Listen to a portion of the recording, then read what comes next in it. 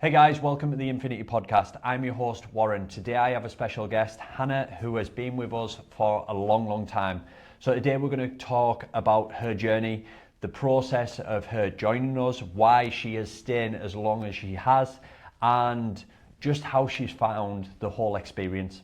So, welcome to the podcast, Hannah. Thank you. Thank you for being here. Thank you for taking the time out of your nice sunny day outside to come and have a chat with us. So why don't you start by telling us a little bit about yourself and how you came to be at what was Teesside Barbell Club, but is now Infinity? Yeah, well, they just won't let me leave. No, seriously. I was in a place many moons ago where I didn't feel happy with myself. I had medical issues. My doctor was telling me, I felt a bit of a write-off because he said, you've got knees like an 80-year-old. You're going to need surgery, you're going to need this, you're going to need that. Never kneel with your children. Oh, if you can't bend over, don't worry about it. And I felt in probably my lowest place ever back then. And to be honest, it was the same for when I lived down south, because that's obviously where I'm from. Yeah. I just felt like I was just surviving, getting from one day to the next. And I just thought, one day, is this going to be the rest of my life? Like, I'm in my 20s at that time. Yeah. Am I going to live the rest of my life without kneeling, bending? I can't. I've got children. I need to keep up with them. Yeah. So it wasn't long after I moved up here, because I met someone online. Long story, but I won't go into that. But yeah, so I just felt I've got to change something. So I joined a gym. I tried to lose as much weight as I possibly could, and I did it in a really unhealthy way after the doctor had said maybe your weight would help with your knees going through the surgery and things. So yeah, I was on a really unhealthy 800 calories a day, and yeah, the weight fell off, but I was sick. My joints were still creaking and grinding and all sorts, and yeah, I was picking up bugs all the time. People were commenting saying, you actually look unwell. And I just thought, I can't win here. I just want to be healthy. I thought losing weight would help. Yeah.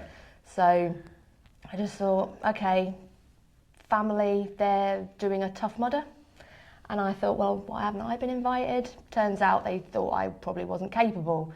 Little sister, it's my 3 brothers and some of my cousins. And I thought, well, actually, I'd kind of like to take part in something like that. I feel like I'm going to really push myself and do it.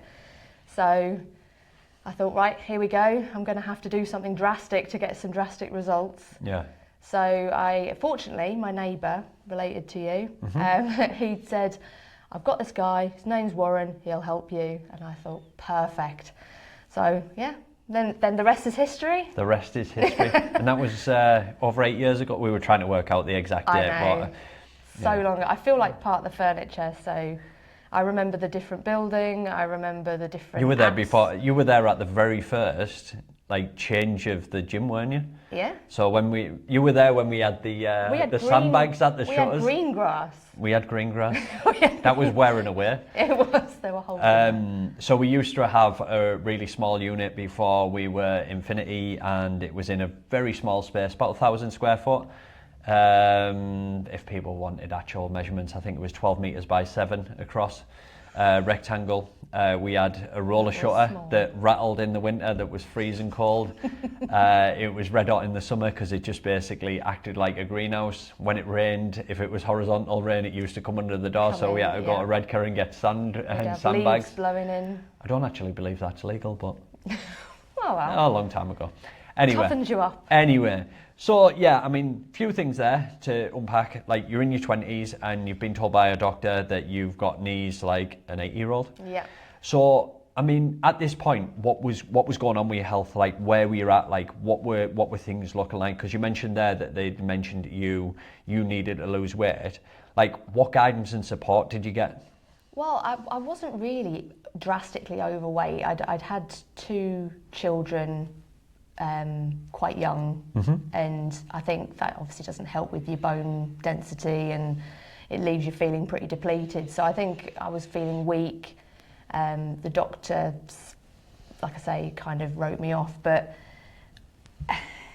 I know, some people struggle to have the willpower to lose weight. I didn't feel like I had no willpower. I could lose weight if I wanted to. I just didn't know how to do it the right way. Yeah. And that has been my problem before I came to TBC and then Infinity. Okay. So what I needed was a package of support, something that would, because when you've got a generic gym membership, not only have you got intimidation in the gym and other people sort of like looking at you, and you've got mirrors everywhere, and you don't want to be reminded of what you're looking like now. Yeah.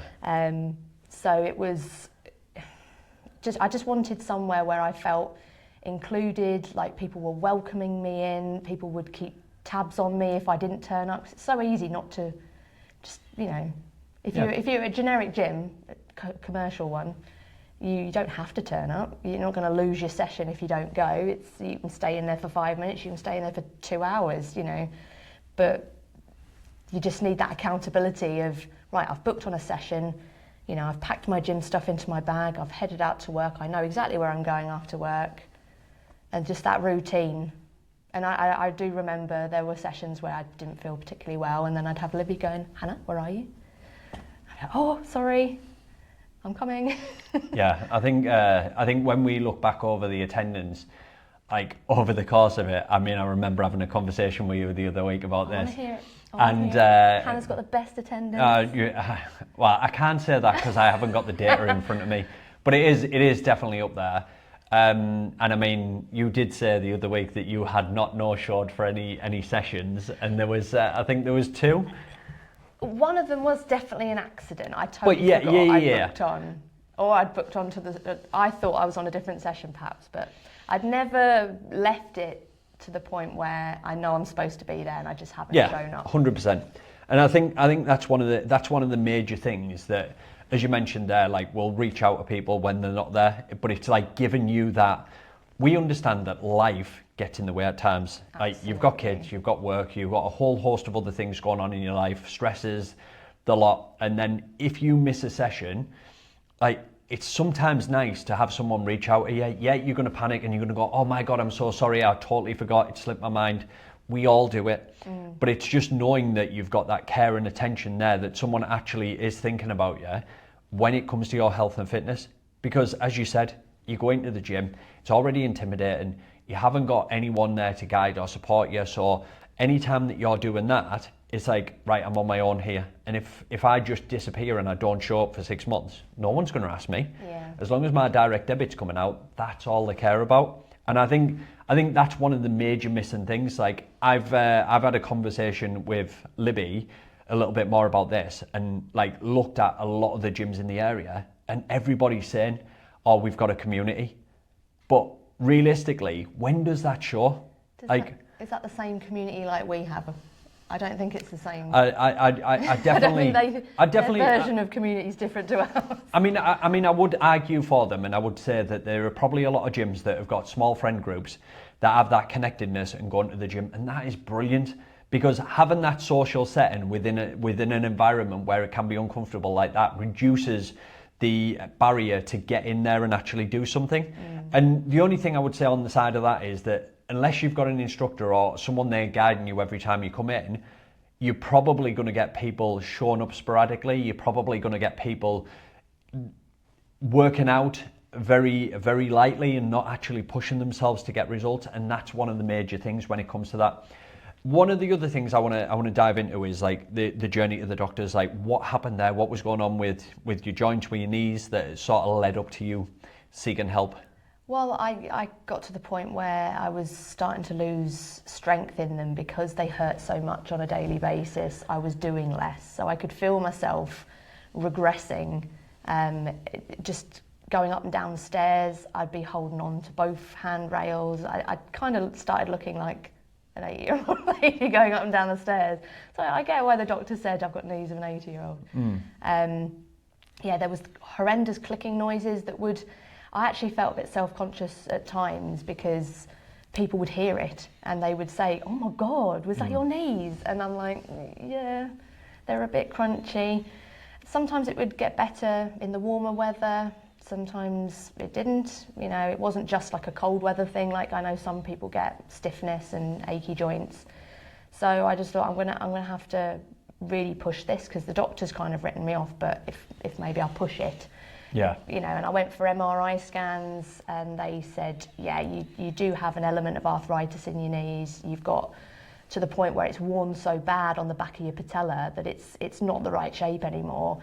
It's not gliding in the way it should be. It's now off to one side, which is, you know, the bits of cartilage were floating about in the knee. It didn't look healthy, and there was lots of inflammation. So no matter how much ice packs I was putting on it, it just wasn't helping. I thought, well, I think I was mid to late 20s by that point. I just thought, I'm going to need to do something about this. I can't, you know, it's going to get worse. The doctor did say it would get worse. And I didn't want to end up having a knee replacement. Obviously, in my 20s, they said you're too young to have a joint replacement. Yeah, I think with the joint replacements, they only last about 20 years anyway, and you need to get it done. So they're very reluctant to do it at such a young age. So, I mean, the problem that you were getting in your knees, like, when did that first come about? How long were you dealing with it? Well, I think I just put up with it for probably longer than I should have done. It was just a gradual thing over time, but then I think when people started to notice the noise and I was actually starting to really struggle, even getting up and down off the toilet, I realised I was starting to use the towel rail nearby, and I thought, I shouldn't be, you know, needing so much help getting up and down. So yeah, I really had to push at that point. I don't think there was a particular day where I'd, you know, had a fall or anything like that. But there were a couple of times when my knee locked out going down the stairs, and I thought, one of these days I am going to go straight down there. And how long were you struggling with it before you actually took the step to do something about it? To be honest, I think it was pretty much most of the first part of my 20s. So I'd say about 4 or 5 years at least, where I was just putting up with it. And then when I was asking the doctor for help, that was probably another couple of years, because I just got like, oh, here's some anti-inflammatory tablets, you know, just take it easy. And he thought that it would just die down. But so there was a lot of like trial and error. He did suggest some cortisone injections, which I opted not to have at first because it sounded horrendously painful. And I saw the size of the needle and I did not want that sticking behind my kneecap. So I looked at other options, and then that's when he decided, I tell you what, why don't we do you a knee op, flush out whatever all the little granular bits are, and it might be that we need to do a slight release of some of the tendons just to get that kneecap back in the right place again. In hindsight, I think it was the aftercare wasn't great. I don't think I actually needed that surgery. I think I just got myself to a point where my knees were so weak, and that's what was attributing to all the pain and the discomfort. I think if I'd have maybe started the journey with yourselves sooner, I probably could have avoided that knee surgery. Do you think you got to the point where you were just willing to do whatever? Oh yeah. Sounded like a quick fix surgery. I was like, yeah. Give that a go. And I mean, we can compare that with lots of different things now. Like when people are looking to lose weight, like they might, or people are in pain. Let's use that example. Like people go to the doctors and they're in pain, and they might have a little bit extra weight, and that's what the doctors first go, oh, if you lose a little bit of weight, it'll take the pressure off. And sometimes to the person, especially when I speak to them, it feels like that is just like a directive statement. Oh, well, if I just blame it on this, then that'll solve that. And what I found is not usually the case. So we worked with ladies who've been suffering with pain, who've had knee replacements, hip replacements, and although they might be carrying a little bit extra weight, when we focused on strength training and not primarily nutrition to reduce everything that they're doing, they're better able to cope with it day to day, because the sensitivity of pain is reduced. And by doing that over time, it builds the confidence so that then they show up better, they attend sessions more, they're more accountable, and then we can start layering in the nutrition side of things. Now, it's not to say that one is better than the other. It's just to understand where that person is at and just guide them and help them to feel confident in the body again. Because ultimately, at the end of the day, doing day-to-day tasks becomes easier the stronger you are. Yeah. Pretty much a given. Now, I want to talk about like some of the challenges that you faced when you first started with us, because I mean there's probably numerous times that we've put at the back of our minds now when you'd come in, and I think one of the standout ones for me was your concerns around doing things like a back squat, which is essentially where you put a barbell on the back of your shoulders and you're squatting down. There was a lot of apprehension around that, like things like lunges, walking lunges were concerns of yours. So like, how did you navigate that? Well, I think I have memories of when it was the first few sessions with you. I did feel a little bit like I was in rehab. We did literally scale everything back to the basics, and we literally started ground up. It was building a good foundation, getting some movements that I just could do, because there was no point putting weight on my back if I couldn't even go down and up on my own body weight. So that's what, it terrified me, the idea of any weight. I just wanted to be able to move and be able to, get up and get down. I think there was one where I was sat on a box and all you wanted me to do was like raise my leg, and I just thought, well, this seems a bit, a bit easy. But to be honest, I did struggle with it. With some of the bands that we use, resistance bands, they seemed like such simple movements, and it never occurred to me that these sorts of things were what I needed to start with. I thought I'd join a gym, I'll be like pumping out the weights in no time. But really, I think it's so important when you've got aches and pains is to really just dial it back, make sure that you can do those basic movements, and then just, there were times where, I'd come in, I'd be in pain, not intense pain like, I'm going to need to pop painkillers. I've never taken painkillers to come to the gym, because I think that's a really bad idea. I'd much rather feel the discomfort, know what's, listen to my body sort of thing, know what's telling me this is a bit uncomfortable today. I'll go easier on that area. But there were days where I'd come in, I'd have a workout, my knees, I could feel the heat off of my knees. I'd go home, put some ice packs on it, and I thought, no pain, no gain. I've got to do this to get to where I want to be. I'm sure my doctor, he advised me, well, you've joined a weightlifting gym. Are you mad? Like, that is going to wreck your knees. And so I was just like, no, we tried your way with the surgery. The physio was awful. I feel like I've been left weaker than I was before. Yeah. So, fully a fan of building it from ground up. Yeah, I think one of the major things there is kind of what we do a lot more focus and attention on now is like everyone who comes into the gym. Like, we work with ladies who are 40 plus in the Stockton Teesside area. And one of the major things that we do that's different to other gyms is we are their health MOT. Now, at the moment, we are bringing this in for new members who come in. We basically assess the mobility. Like, when you first started, it was like you come in and I was learning as I was doing it. It was like, right, I need to figure out exactly what's going on here. So it took a little bit longer to do. That meant that we were doing some of those exercises where you're lifting your leg off the box. A lot of it's me asking you, Hannah, what you're feeling, like where you're experiencing this, and helping you to understand and build that awareness of your own body. Because one of the things that I'll say to people now is that I will never know your body as well as you know it. The only thing that I can do is learn to communicate better with yourself, Hannah, to understand exactly what is going on. And the best way we can do that is by communicating it with what we understand, how that feels, and the impact that is having. Now, one of the things that you touched on there is like it got to the point for you where you were like, no pain, no gain. You were willing to push yourself and try different things to be able to do it. Now, the thing with this is like there is an element of this that requires a little bit more attention. So if someone comes to me and they say that, oh, I can feel that it feels really uncomfortable, that's different to if someone says that is really painful. And now I understand it a lot better because I can see it in people's face.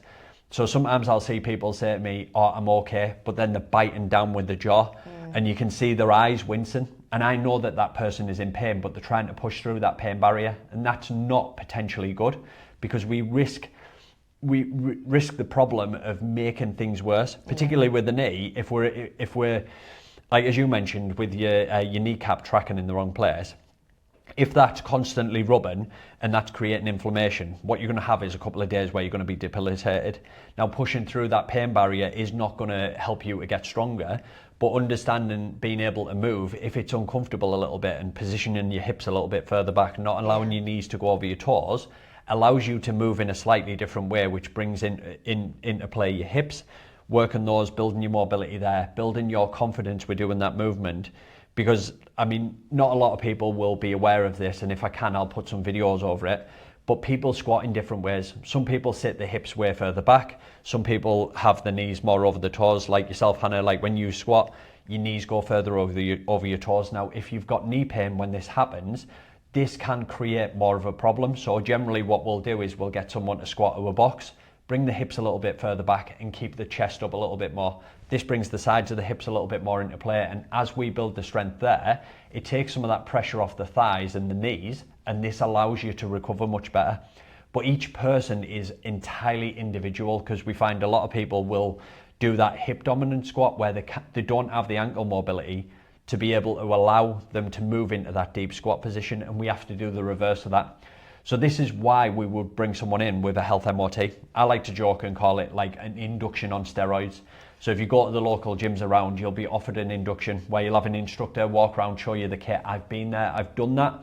And I don't feel that that helps the majority of people who feel intimidated going into a gym, who don't know what they're doing, because it's kind of just like a throwaway. Oh, we'll show you the treadmill, press the start button, starts going, press the up button to increase the speed, press the down button to decrease it. You've got your incline, decline, and that's pretty much it. And then you're left to your own devices. We never do that. We make sure that you understand fully what is going to happen. We build out a plan that's specific to you within the program so that the coaches understand exactly where you're at. Now, that's not to say that yourself, Hannah, you haven't come in and had challenges along the way where you've come in either exhausted or you've had back pain, you've had hip pain.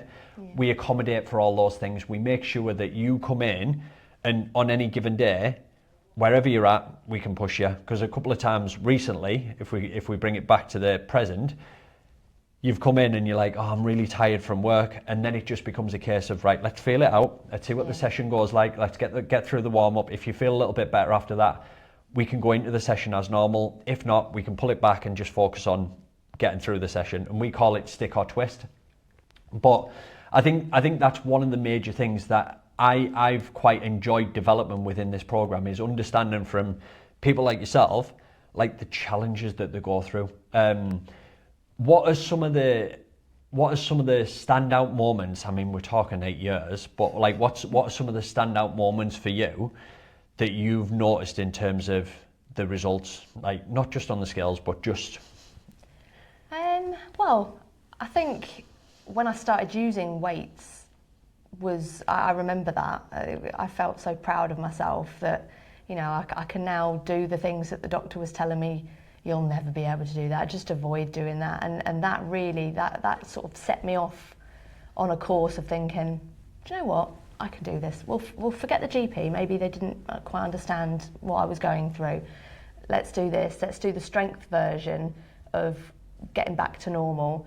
So yeah, every time I've been able to hit a PB, I just immediately think back to the beginning and just think, oh, I never thought I'd be able to do that. There've been, obviously we've done the fitness games, things like that. I don't think NFG.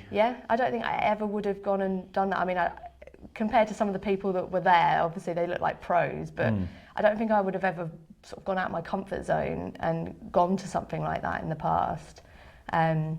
I mean, that Tough Mudder that I ended up doing with my family, it wasn't pretty, but I did it.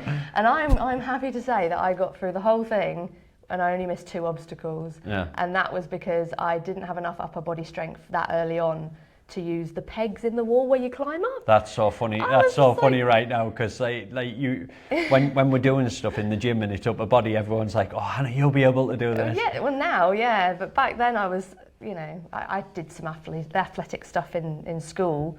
So I had quite a strong upper body, but nothing like big. To be honest, I thought I could probably get up a certain amount of the way, but then I'm just looking at that drop is quite steep. I don't think I could do the whole thing, so I'm just going to pass that one. And I did the monkey bar one. I think it was called like Monkey Madness or something like that. And I think I didn't have any grip. It was all wet and muddy from previous people on it, so I just did that really badly. But I'd never would have done something like that, I think. Yeah. That was set up for me. But like in terms of in the gym, there've been, I suppose, almost brings a tear to my eye that some people have come up to me in the gym and said, oh my God, you know, like you've been here a while, haven't you? And I'm just like, oh yeah, you know, for a few years at the time. And they were just like, if I could be like you, I'd be so happy. Yeah. You look so strong and so confident. And I was thinking, do I look confident? Because sometimes I come in and I just think, oh, I can't do this today. But then you get to the end of the day and you're thinking, well, I did it. I did that session, sorted, go home, feeling pumped. And that I know every time I go into the gym, I sometimes feel rotten from a day at work. You know, I might have come on and felt like crap, but I would never cancel because I know that by the end of that hour's session, I'm going to feel amazing and I'm going to feel so much better. So yeah, just having that feedback from people asking me for help, and I'm just like, oh yeah, you just want to keep your back, you know, keep your shoulders back, and so they approach me asking me, and I'm thinking, oh well, I must be doing something right. I must be looking like I know what I'm doing. Yeah. So yeah. I think that's one of the nicest things about the atmosphere and the environment there. I've mentioned it more and more to the coaches recently, is seeing a lot of, I mean, you've done it for a while now, but like seeing a lot of people come out of the shells and having that confidence to say to people that they're doing stuff. And what I'll often do is I'll watch them. Obviously I'm the coach that's there. I'm there to make sure that those people are safe. But I'll watch them and I'll listen to them, and then I'm coaching two people. So one person's giving guidance to someone who's newer, but also I'm coaching that person, because if they say something that's probably not aligned with the way that would help that person move forward, I won't go across and say, oh, you said this wrong. All I'll say is like, oh, good job there. You did a really good job. You're supporting them, because it's building confidence all the time. And I think this is what transcends strength, weight loss and all that stuff, is like being able to apply that and teach someone else has a profound impact on the person that's doing the teaching and the person that's being taught, because it shows that the program works. This isn't a program that's just, oh, everyone's going to do a barbell back squat, everyone's going to swing a kettlebell. This is a program that's based around the individual. And when another individual is able to watch someone and think, oh, if you just do it this way, you'll notice this. And it's like, that's amazing to see. Or just that gentle encouragement to say, oh, just try doing your first push-up. Nah, I won't be able to do it. See what it's like? Like, if you just do this, they get down with them and they do it, and then they're like, oh my God, I didn't think I could do that. And it's like that building confidence, and that's amazing to see. But I just want to switch back to yourself, like with the impact that it's had. One thing that's always stood out in my mind, and I've mentioned this a few times, and there's probably a few more that I can't think right off the top of my head right now, is the scaffolding incident. Yeah. So, yeah, can you tell us a little bit about the scaffolding incident? Well, I was having an extension put up. There was a bit of a disagreement with some of the builders. One group left and I had to get some new ones in. But the building work was done. It was just the roofing that was left to do. But the scaffolding was still up, and apparently it was in the way of someone that was coming to do another part of the job. And I was on the phone. I need this scaffolding down. They said, oh no, we'll be with you next week. I was like, no, I need it down. Oh no, don't worry about it, because I didn't realise quite how heavy it was holding it from one end. But yeah, I was just like, yep. And I rang him back and I said, you can come and collect all your parts. They're down the side of my house. And he was fuming that I'd taken it all down. I don't know why, I saved him the job. I think that might have had something to do with insurance. Because I don't know what the legality is around it. I mean, my brother works on building sites, but I think it's something to do with like they should have measures in place to stop people climbing. But I suppose if someone's going to climb on it, they're going to climb on it. But yeah, I mean that would stand out for me, because it's like, I mean, I don't know many people. I probably wouldn't have done it. I'd have just been like, okay, I'll wait for him to come. But being able to lift something like that, like a scaffolding pole on its own, is pretty heavy. So being able to have the confidence to take it down, and obviously the frustration of not getting it done when you wanted to, just it goes so much further than the four walls of the gym, because you're able to do those things. And we have these stories all the time. I mean, you and Marie have been with us for a long, long time. And Marie's story was that she was able to lift a baggage onto the scales. And then it was a cabin bag she was able to lift into the overhead locker without being asked, even though she got asked by someone, an Italian guy, the Italian stallion, she said. Even though she'd got asked by someone, oh, would you like me to put it in there? She was like, no, I'm okay. And she'd done it herself. And I think those things that we see change help us to see that what we're doing is right and in line with that. Tell us about your knees then. Like, how have they been? Well, from the surgery, obviously, I wasn't in a great place. The muscle wastage from round my knee was awful, but we started from literally basics, mobility, just being able to move my knee in the right directions and things. And then we just gradually added weight. I never thought that I would, from the start, if someone said to me, oh, do you know you're going to be able to back squat 80 kilos? I'd have been like, whoa. I don't even think I could back squat the bar on its own, but yeah, we'll go with that. But now, you know, I've done that. I've then looked at things like, do you know what? I've hit a weight that I was happy to back squat, but now I want to get a deeper squat, so I'll drop the weight down. I'm going to work now on, because I've very much now in my head focus on, well, yeah, if I want to get to that, I might have to go back and build up to that. It's slightly different, different goal. I wouldn't be disappointed if I came in one day and I couldn't lift the weight that I was previously by doing it in a different method. Like, you know, I completely appreciate that you've got to take step back, ground up. So when it comes to my knee, if there's something new that we're doing in the gym, like, I mean, I think I felt a big difference when we were doing those Viking things. The clean and press or the press I don't itself? know, it was just because it was like being leaned in a different direction when doing it. I felt like I could not do it very heavy at all when I first started doing that. But I appreciated this is a bit different. My knee's not used to this. I know that I need to scale back and build up again from the start. So yeah, I don't think I have a day where I'm just like, can't do that. My knees aren't going to allow me to do that today. It's just, they feel a little sore here and there, but I know what to do. I give it a little bit of a massage, you know. I get on and I think, well, I might just have to pop an ice pack on it when I get home. But that's the worst I get now, and I can do anything that anyone else can do in that gym. What's the most challenging thing that you found? They literally come round once in a blue moon as well. Well, yeah, the burpees? Yeah, the burpees, they're hardly ever there, but when they do appear, it's like, the most challenging thing.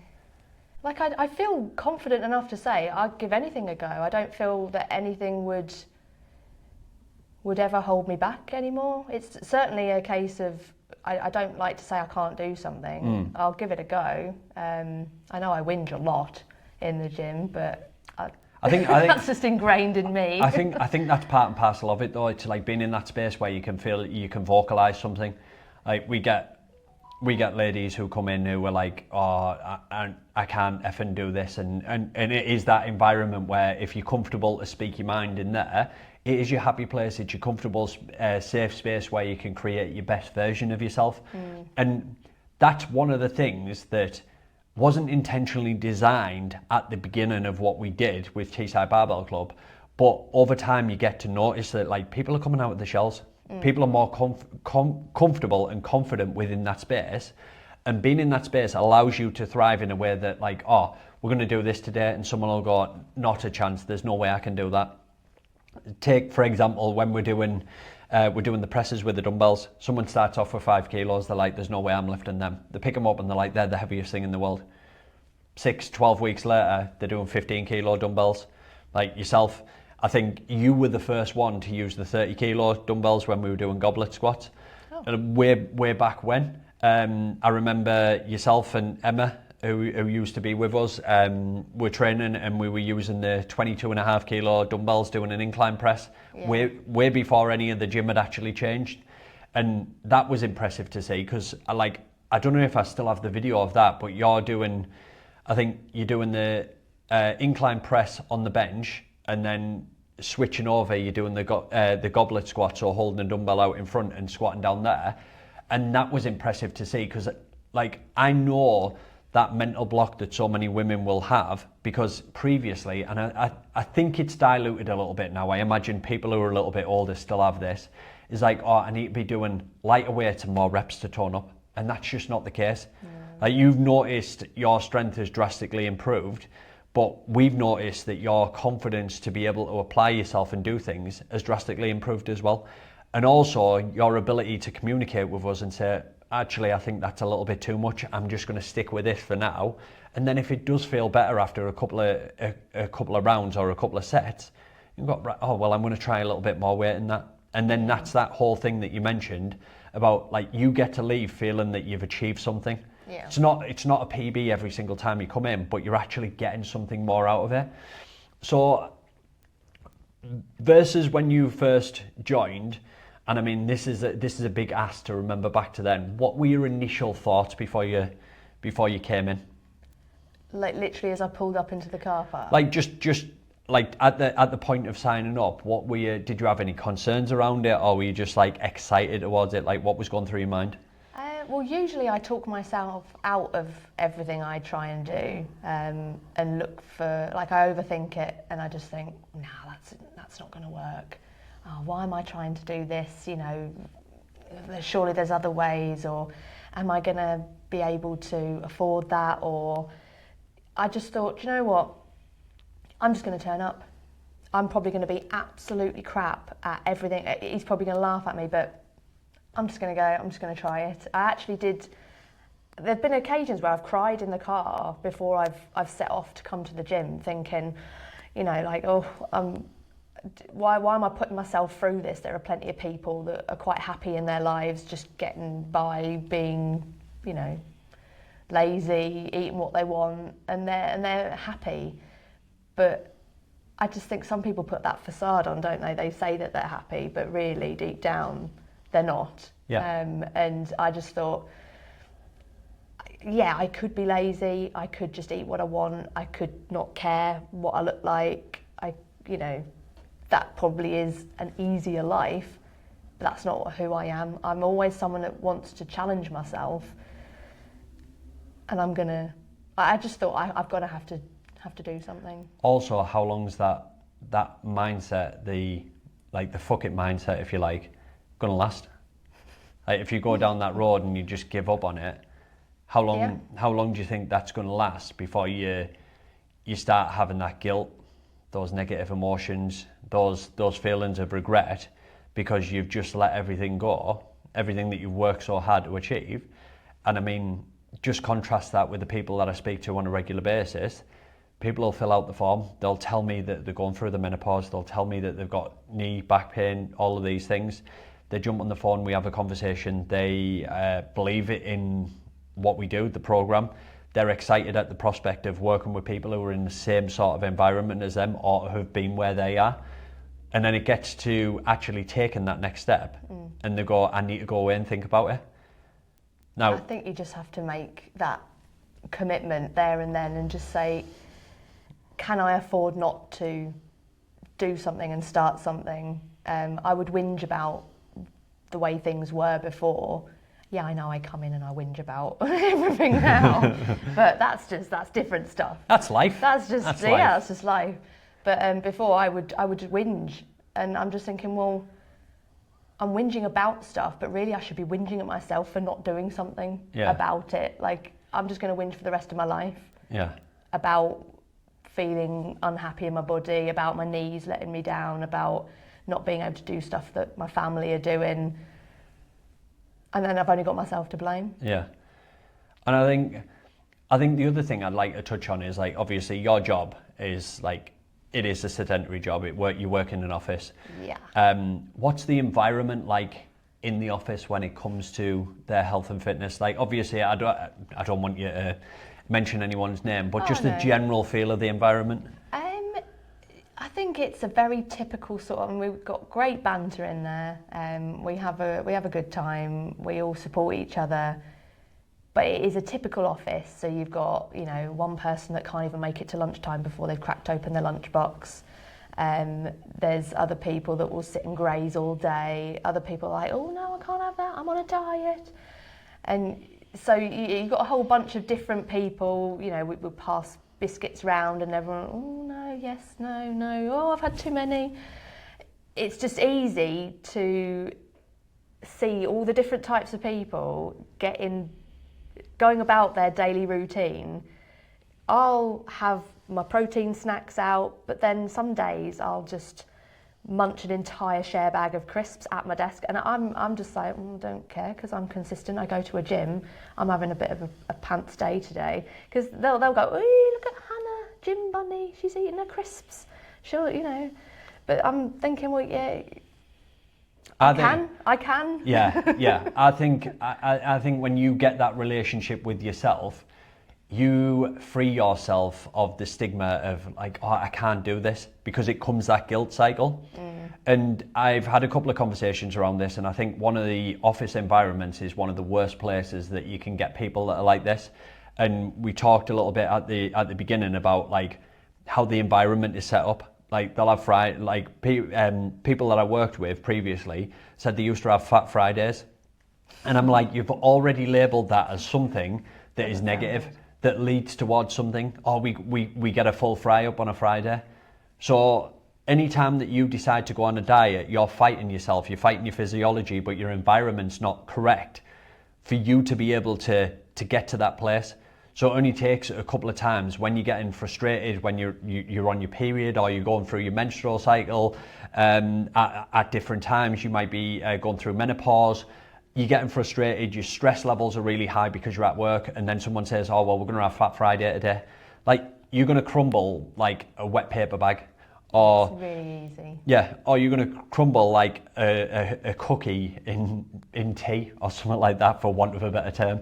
But I mean, the environment that you have sort of put yourself in, I mean, work's a really difficult one, because you can set up your home environment to be able to deal with that. But when you've got people who are saying to you like, oh, should you be doing that? I mean, I've experienced this as a personal trainer, and I would argue, well, wouldn't it be more correct for me to do it and less correct for you to do it? Because if your body's not in the place that you would want, it makes less sense for you to do the thing, eat the Snickers bar, go to the takeaway shop around the corner, get a full English, or have the McDonald's and do all of that stuff.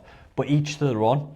I think the biggest thing here is like, you can use a simple tool like the 80-20% rule, where 80% of the time, if you're focused on your nutrition, that Friday might be the 20%, but you have to set your environment up in that way to be able to cope with that.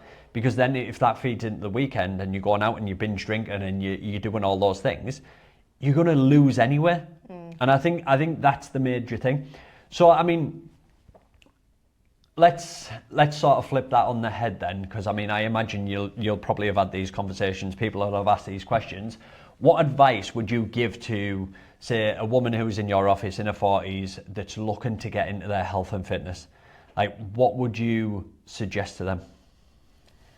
I usually start by saying that whatever changes you're going to make, you just need to make them easy to do. You need to sort of, it's like the whole habits thing, where a habit, it'll only stick if you make it easy to do, easy to remember. You know, if it's hard to do, you're just not going to stick to it. Yeah. Life's too busy, it's full of stress. It's the first thing that gets knocked on the head, you know, and as women, we do often sacrifice ourselves because the kids need something, or, you know, hubby's come home and, you know, you've got to quickly do this.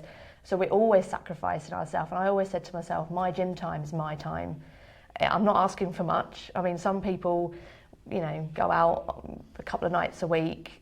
That might be their time, but my time is my gym time. And I don't sacrifice that for anything. Like, if the kids are, well, mine are all grown up, but if there's something going on, they're not going to miss me for 1 hour. Yeah. If you make excuses, I haven't got time for the gym, come on, you know, if you've got time to sit there and put your hair all up in curlers and then do all your makeup for a night out, I'm sure you can manage an hour in the gym.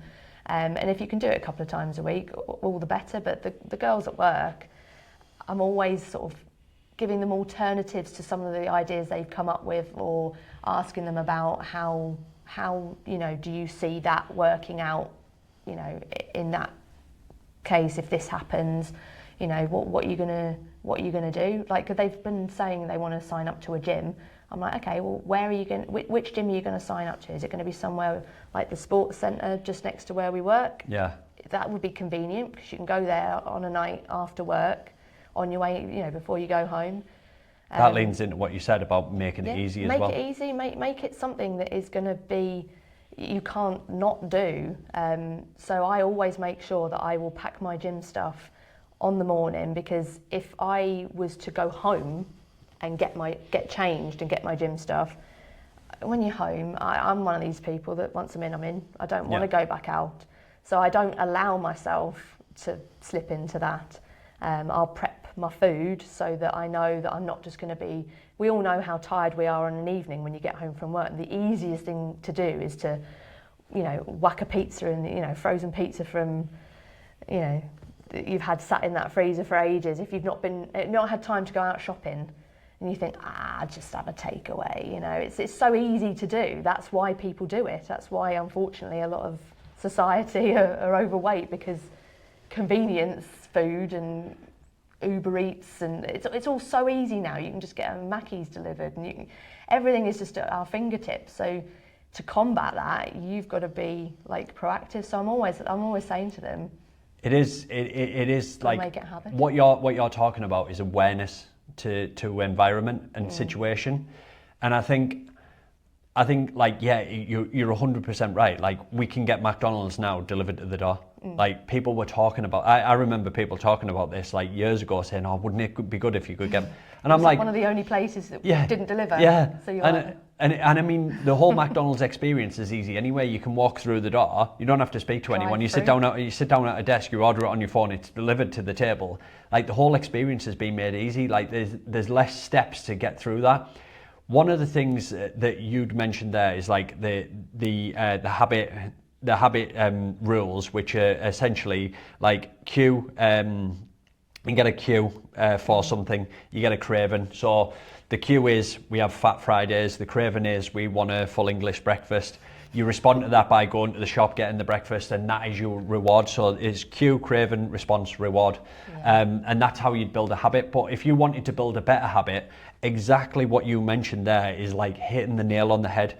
Right, I'm thinking about joining the gym. Right, why are you thinking about joining? Because the one next door is right next door. If you were going to go 3 times per week, Monday, say Monday, Wednesday and Thursday, because you don't want to go on the Friday, you want to get home early, you're going to pack your gym stuff before you go. So you've got that cue every single time. You put it in your calendar so that everybody in your close network, your family, your friends, know that is your time. You go to the gym. You don't even need to spend an hour in there. You could spend 20 minutes, 30 minutes working on yourself, and you'd see drastic improvements to that. But if someone found that a challenge or even difficult to do, simply going out and walking, like a lunchtime walk as a team, like collectively creates a community. You can talk about stuff other than work. You can make a joking experience out of it. Like, we used to do this on nights out. Anyone who talked about work got the round. And I mean, it would these days anyway. It wasn't as bad back then, but it would stop you talking about work.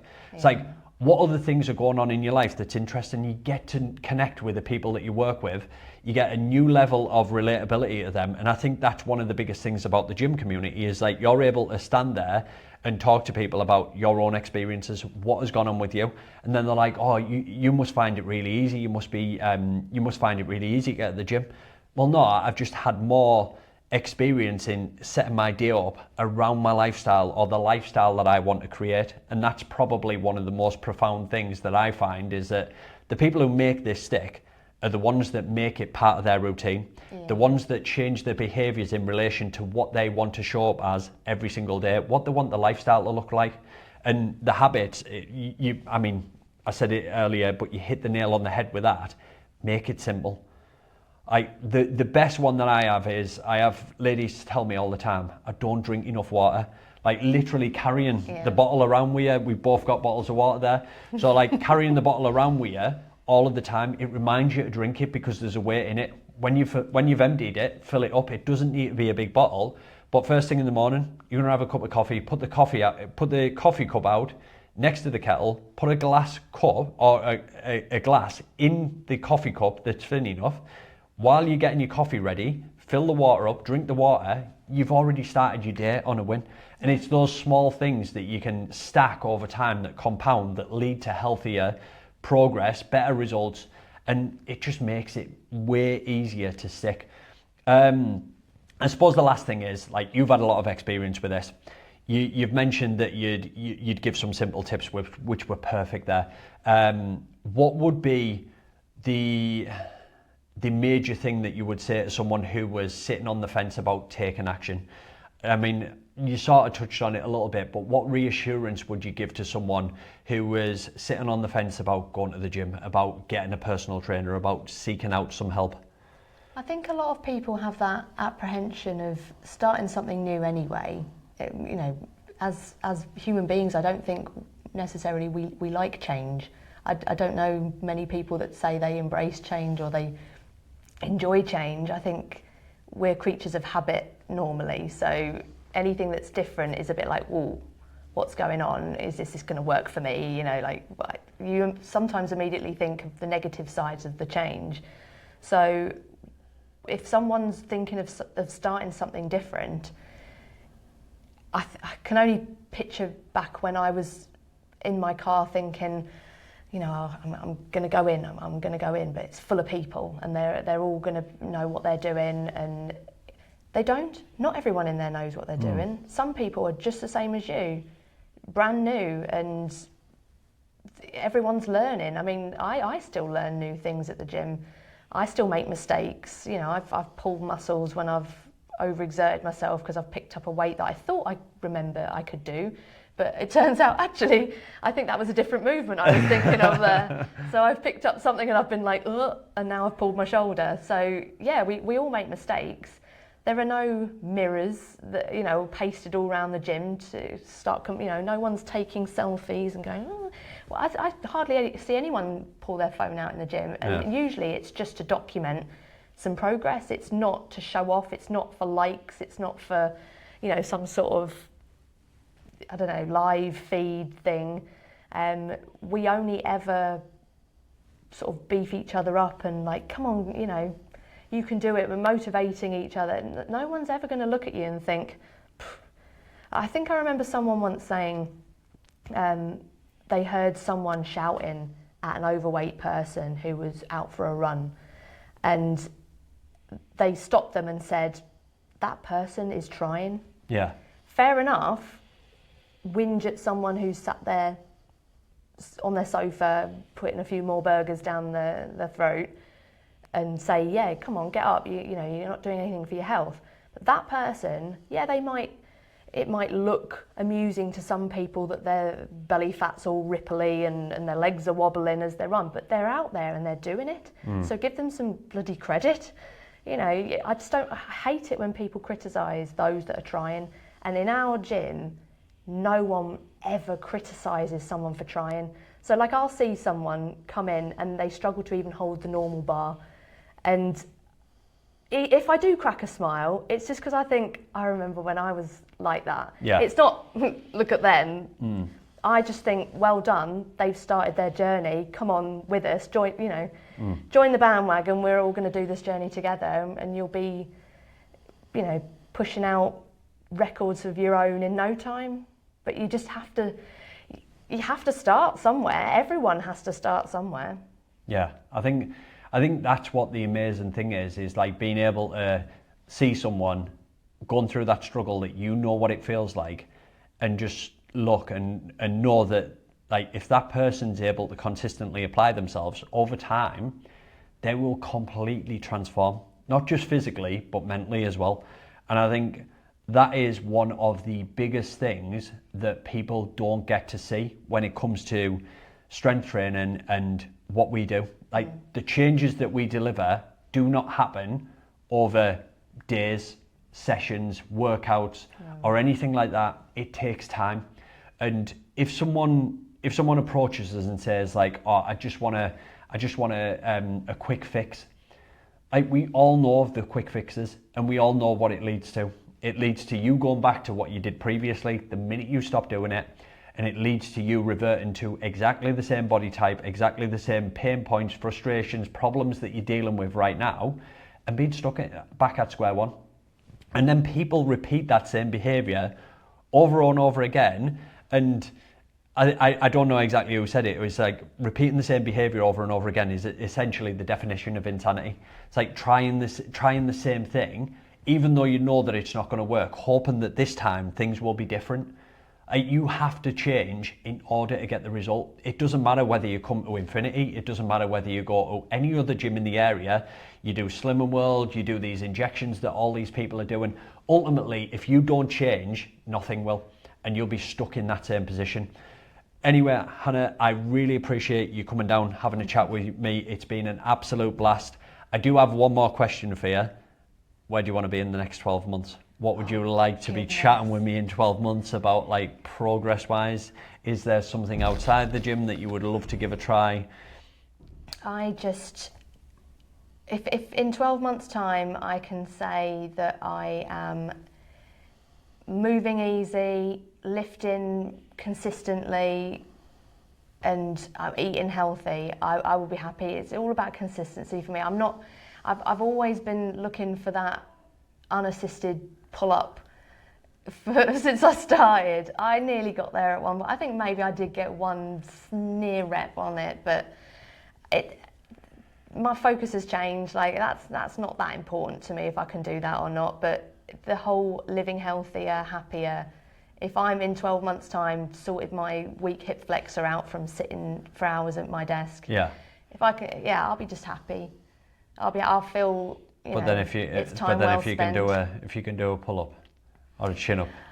I bought a chin up bar for my backyard. It's literally outside my kitchen window, and all I've got is like little strings going up to it for my tomatoes to grow up. I'm sure we can have a look at that and build it in. But obviously it comes down to ultimately your main goal is to maintain what you're currently doing, to keep the routine and to keep on focusing on like getting there consistently. I mean that's a pretty straightforward thing. I think when anyone gets to that point, it's like the freedom to choose. Yeah. Like if a challenge comes up, you want to do it, you can do that. If another event like, I don't know, High Rocks or National Fitness Games or whatever we decide to do, we've got the Summer Fitness Games coming up, all of those things, like they're all good and well, but like being able to maintain and stay consistent, I think is the point that most people should strive to get to, because then it doesn't become a chore in that I have to go to the gym. It becomes I get to go to the gym, and that's part of my daily routine. So I really do appreciate your time again, Hannah. Thank you for coming down. Thank you for going over that 8-year journey with us. It's been amazing. I would love to catch up at some point in the future again, just to see if we've got that chin up or like what has changed, because I imagine things will do as we change, we get older. Life's busy. Life is busy. Thank you everybody for watching and listening. If you're interested in learning more about what we do, we are a small group personal training gym in Portrack. We work with ladies who are 40 plus. We do work with people who are a little bit younger than that, but we specialise in helping those people because we know that going into the gym for them can feel intimidating. A lot of them hate the experience. So if you're interested in learning more about that, either DM us on socials on Instagram, or you can drop us an email or pop onto the website and we can answer any questions that you may have. And if we decide to work together, help you maybe get to the point where Hannah is right now. Thanks again.